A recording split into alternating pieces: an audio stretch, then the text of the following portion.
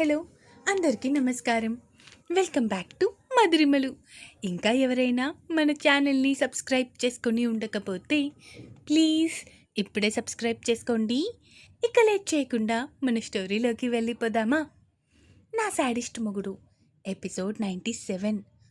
రోజు రోజుకి చిన్న పిల్లలా తయారవుతున్నావు అన్నాడు వీర్ మైథిలి నెత్తి మీద మొట్టికాయ వేస్తూ. భర్త వైపు సీరియస్గా చూస్తూ ఉంది మైథిలి. వీళ్ళని చూసి నవ్వుకుంటూ ఉన్నారు చందన, సుగుణ గారు, రాజ్ గారు. అలా చూస్తూ ఉండగానే మైథిలికి 7వ నెల వచ్చేసింది. ఇక పంతులు గారిని పిలిచి సీమంతానికి ముహూర్తం పెట్టించాలి అని ఫిక్స్ అయ్యారు సుగుణ గారు, రాజ్ గారు. ఇక అనుకున్నదే తడవుగా పంతులు గారికి ఫోన్ చేశారు సుగుణ గారు. హలో పంతులు గారు, అది మీరు వీలు చూసుకొని ఇంటికి రావాలండి అన్నారు సుగుణ గారు. విశేషం ఏంటమ్మా అడిగారు ఆయన.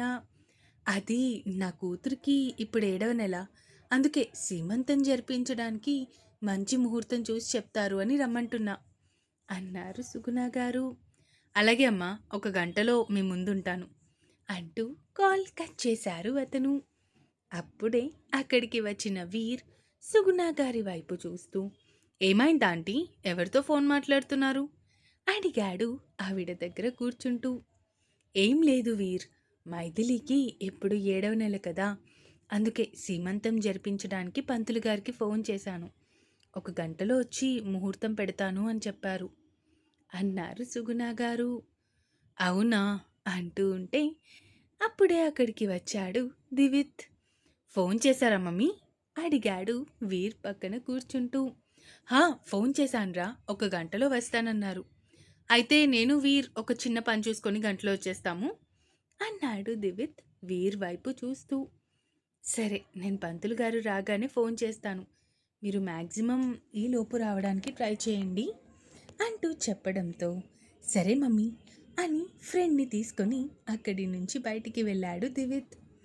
ఇక్కడ మైథిలి దగ్గర కూర్చొని తనతో మాట్లాడుతూ ఉంది చందన. పిల్లలు కూడా అక్కడే ఉండి ఆడుకుంటూ ఉన్నారు. ఇంకేంటి, ఏమైనా తింటావా, తీసుకొని రానా అడిగింది చందన మైథిలి వైపు చూస్తూ. ఒసై, తిండి పెట్టి నన్ను చంపేద్దాం అనుకుంటున్నావా అడిగింది మైథిలి ఫ్రెండ్ వైపు చూస్తూ. ఈ టైంలో నువ్వు ఎంత తింటే అంత మంచిది, అందుకే పెడుతున్నా, అది కూడా తప్పేనా అడిగింది చందన. లేదమ్మా, అస్సలు తప్పులేదు అంది మైథిలి. సరే సరే ఆగు, ఇప్పుడే వస్తాను అంటూ బయటికి వచ్చి మైథిలి కోసం ఫ్రూట్స్, అలాగే పిల్లల కోసం కొన్ని కుక్కీస్ తీసుకొని అక్కడికి వచ్చింది. పిల్లలు ఆడుకుంటున్న దగ్గర కుక్కీస్ ప్లేట్ పెట్టి మైథిలి దగ్గర ఫ్రూట్స్ బౌల్ పెట్టింది. వాటిని చూసి వికారంగా ఫేస్ పెడుతూ, నాకు కూడా కుక్కీస్ తీసుకొని రావచ్చు కదా అడిగింది మైథిలి. ఎందుకు, ఏమీ అవసరం లేదు, ఇది తిను, ఇది హెల్త్కి మంచిది. కానీ నాకు అవి తినాలనిపిస్తుంది చందు, ప్లీజ్ అడిగింది మైథిలి ఫ్రెండ్ వైపు చూస్తూ. అంత లేదు, ముందువి తిను. అత్తయ్య పంతులు గారిని రమ్మన్నారు అంట, అతను కూడా ఒక అరగంటలో వచ్చేస్తారంట ఇప్పుడు. పంతులు గారెందుకు అడిగింది మైథిలి డౌట్గా. అదే మేడం, తమరికి సీమంతం చేయాలి కదా, అందుకే అంది చందన చిన్న చిరునవ్వుతో. ఆ మాటకి చిన్నగా నవ్వి తన బేబీ బంప్ మీద చెయ్యి పెట్టి ప్రేమగా తడిమింది. అవును, ఇంతకీ అన్నయ్య వీరెక్కడికి వెళ్ళారు? అది వాళ్ళు పిల్లల కోసం ఎవరో తీసుకొస్తానని చెప్పి వెళ్ళారు అంది చందన. ఏంటి, బొమ్మలా అడిగింది మైథిలి సీరియస్గా. బొమ్మలు కాదు తల్లి, ఇంకేదో చెప్పాడు దివిత్, నేనే మర్చిపోయా అంది చందన గుర్తు తెచ్చుకునే ప్రయత్నం చేస్తూ. సరేలే అంటూ ఫ్రెండ్తో కొంచెం సేపు మాట్లాడుతూ తన కొన్ని ఫ్రూట్స్ తింటూ మధ్యలో చందనాకి కూడా తినిపిస్తూ ఉంది మైథిలి. ఇక్కడ పంతులు గారు వచ్చిన అదే టైంకి బయటికి వెళ్ళిన వీర్, దివిత్ కూడా రావడంతో కరెక్ట్ టైంకి వచ్చారు, ఇంకా నేనే మీకు ఫోన్ చేద్దాం అనుకుంటున్నాను అన్నారు సుగుణ గారు. పంతులు గారు పంచాంగం మొత్తం తిరిగేసి మంచి ముహూర్తం చూసి, అమ్మా అది ఇంకొక వారం రోజుల్లో ముహూర్తం బాగుంది, ఆ రోజు ఖాయం చేసుకుంటారా అడిగారు ఆయన సుగుణ గారి వైపు చూస్తూ.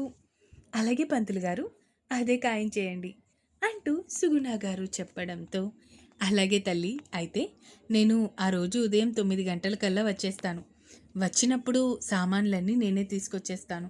ముహూర్తం 10 గంటల 13 నిమిషాలకి అంటూ చెప్పడంతో, అలాగే పంతులు గారు అన్నారు సుగుణ గారు.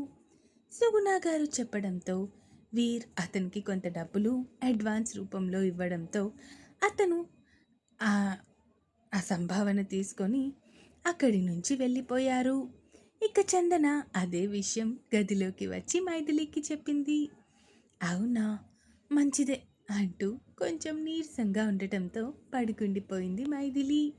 ఇక పిల్లలిద్దరినీ తీసుకొని అక్కడి నుంచి బయటికి వచ్చేసింది చందన. అలా వారం రోజులు కూడా గడిచిపోయాయి. సీమంతం రోజు రానే వచ్చింది. ఆ రోజు ఒక లైట్ వెయిట్ పట్టు చీర కట్టి చాలా సింపుల్ లైట్ వెయిట్ నగలు పెట్టి మైథిలిని అందంగా అలంకరించింది చందన. చందన వైపు చూస్తూ, ఇంతకీ వన్య విహాన్ ఏం చేస్తున్నారు అడిగింది మైథిలి. వాళ్ళు డెకరేషన్ చేసే వాళ్ళని కనీసం డెకరేషన్ చేయనివ్వడం లేదు. అందుకే మావయ్య పిల్లల్ని తీసుకొని బయటకు వెళ్ళారు. ఫంక్షన్ టైంకి తీసుకొస్తాను అన్నారు. వాళ్ళని తీసుకొని రాగానే నేను వాళ్ళకి చకచక డ్రెస్సెస్ మార్చేస్తాను, సరిపోతుంది అంది చందన. అవునా అంటూ ఉండగానే అక్కడికి వచ్చాడు వీర్. అన్నయ్య, ఎలా ఉంది మైథిలి అడిగింది చందన వీర్ వైపు చూస్తూ. చాలా నిండుగా ఉంది అన్నాడు వీర్ భార్య వైపు అపురూపంగా చూస్తూ. అన్నయ్య, నువ్వు మైథిలి దగ్గరే ఉండు, నేను వెళ్ళి చీర మార్చేసుకుంటాను. ఒక్కొక్కరు మళ్ళీ గెస్ట్స్ వచ్చేస్తున్నారు అంటూ అక్కడి నుంచి వెళ్ళిపోయింది చందన. వీర్ భార్యని మంచం మీద కూర్చోబెట్టి తను భార్య కాళ్ళ దగ్గర నేల మీద కూర్చున్నాడు. వీర్, ఏంటి నేల మీద కూర్చున్నావు? ముందు పైకి రా. నేల మీద కూర్చోవడం నచ్చక పిలిచింది మైథిలి. నాకు ఇలాగే బాగుంది అంటూ భార్య చేతిని తన చేతిలోకి తీసుకొని, నిజంగా వన్య పుట్టేటప్పుడు నేను నీ దగ్గర లేను. ఇలాంటి ప్రతి మూమెంట్ని నేను మిస్ అయ్యాను. కానీ ఇప్పుడు ఇలా ప్రతి మూమెంట్లో నేను నీ పక్కనే ఉంటే చాలా అంటే చాలా హ్యాపీగా ఉంది మైథిలి అన్నాడు వీర్ భార్య వైపు చూస్తూ. అబ్బా వీర్, అవన్నీ వదిలేసేయ్. ఇది మనం హ్యాపీగా ఉండాల్సిన టైం.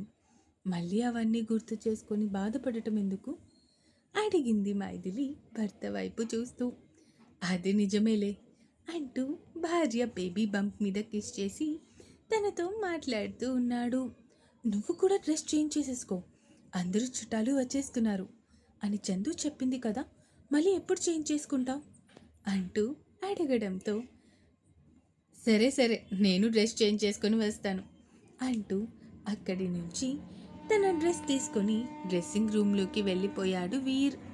పంతులు గారు వచ్చి అన్ని ఏర్పాట్లు చేస్తూ ఉన్నారు. సుగుణ గారు పంతులు గారి దగ్గరే ఉండి ఆయనకి కావాల్సినవన్నీ పని వాళ్ళ చేత అందింపజేస్తూ అన్నీ దగ్గరుండి చూసుకుంటూ ఉన్నారు. ఇక దివిత్ తండ్రికి ఫోన్ చేసి ఇంటికి రమ్మని చెప్పడంతో పిల్లల్ని తీసుకొని ఆయన కూడా ఇంటికి స్టార్ట్ అయ్యారు.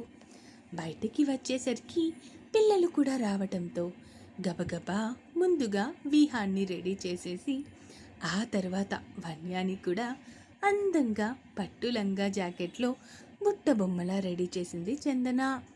అత్తా, మై షోటు నాన్న డ్రెస్ అంటూ అక్కడి నుంచి తల్లిదండ్రుల దగ్గరికి పరుగు తీసింది వన్య.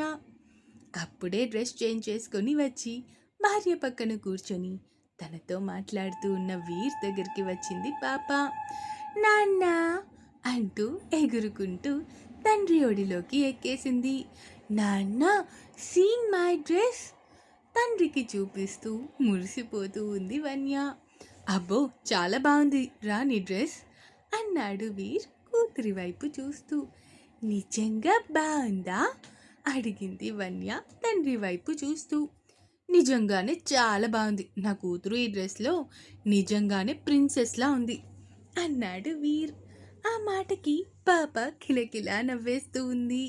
ఇక అప్పుడే అక్కడికి వచ్చిన చందన, అన్నయ్య కిందకి రండి, మైదురా పంతులు గారు పిలుస్తున్నారు అంటూ చెప్పడంతో ఇక కూతుర్ని ఎత్తుకొని ముందుకి నడిచాడు వీర్.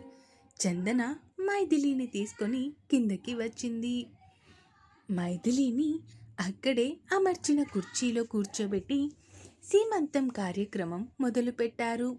ముందుగా సుగుణ గారు వచ్చి కాళ్ళకి పసుపు రాసి నుదుటున కుంకుమ బొట్టు పెట్టి చంపలకి గంధం పూసి చేతులకి నిండుగా గాజులు వేసి అక్షంతలు కూడా వేసి కూతుర్ని ఆశీర్వదించి భర్త వైపు చూశారు.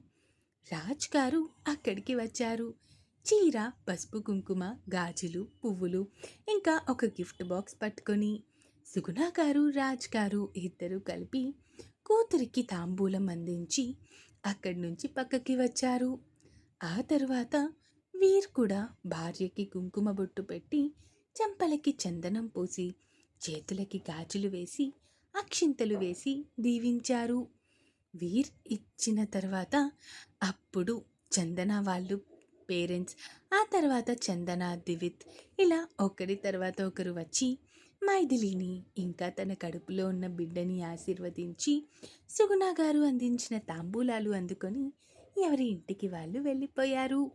ఇంకా ఉంది. ఈ ఎపిసోడ్ ఎలా అనిపించిందో కామెంట్స్ రూపంలో తెలియజేస్తారు అని కోరుకుంటున్నాను. అండ్ నెక్స్ట్ ఎపిసోడ్తో స్టోరీకి ఎండ్ కార్డ్ వేసేసుకుంటున్నాం. ఇక ఉంటాను. Bye bye.